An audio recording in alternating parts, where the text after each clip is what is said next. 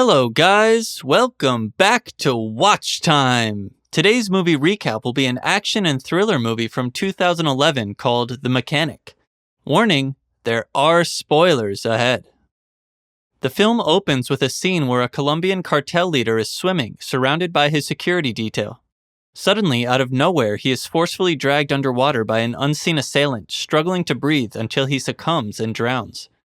The mysterious killer quickly makes his escape unnoticed through a rear exit. Immediately after, the murderer dives into a nearby river, a move to wash away any traces of his presence. As the narrative progresses, the audience is introduced to a character named Bishop. It is revealed that Bishop is the very individual who orchestrated the earlier assassination of the cartel boss. A professional assassin by trade, Bishop is good in his planning.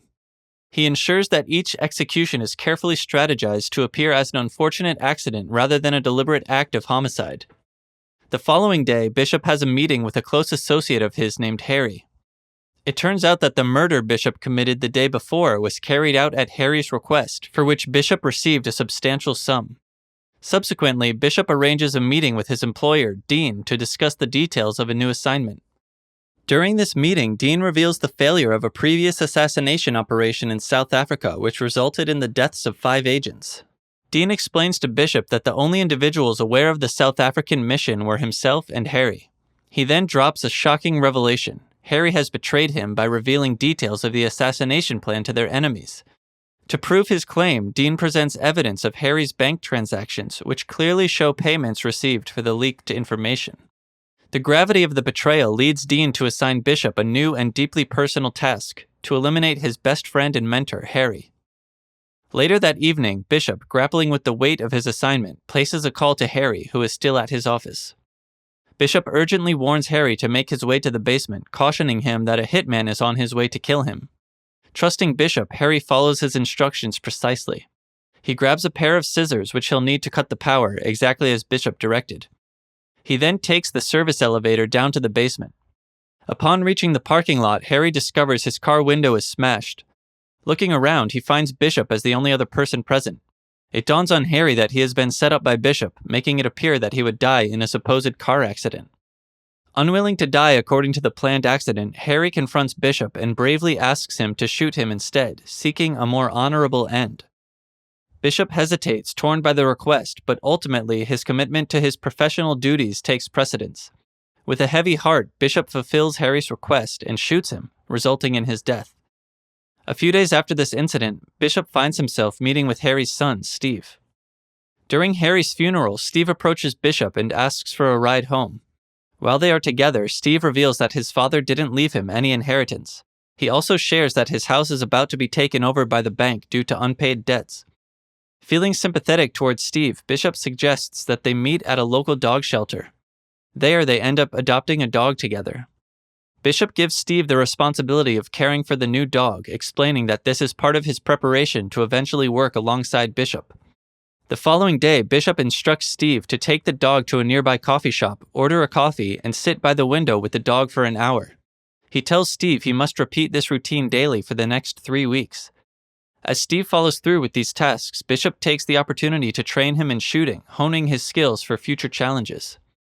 Once Steve is sufficiently prepared, Bishop hands him a document detailing the plan for someone's assassination and instructs him to study it thoroughly.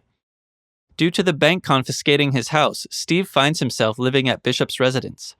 A few days later, after a brief discussion, Bishop takes Steve to the residence of a person involved in illegal arms dealing. Upon their arrival, Bishop quickly ends the gun dealer's life by strangling him and tying a knot around his neck. Back at home, Bishop provides Steve with a document that contains information about his first target, someone he is tasked with killing. The target is revealed to be a hitman affiliated with a rival group. Interestingly, Steve's aunt is a regular at the coffee shop where Steve has been taking his chihuahua, which the hitman also frequents. It becomes clear that the hitman's main vulnerabilities are his fondness for attractive young men and his love for puppies.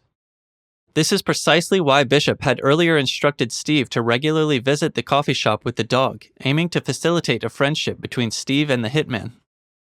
After establishing a rapport with the hitman, Steve takes the next step by inviting him to meet at a bar. This is part of the plan to get closer to the target, using the connection they've built as leverage. Before they head to the bar, Bishop gives Steve a syringe filled with enough doses of Rohypnol to stop a person's heart for 3 minutes if injected.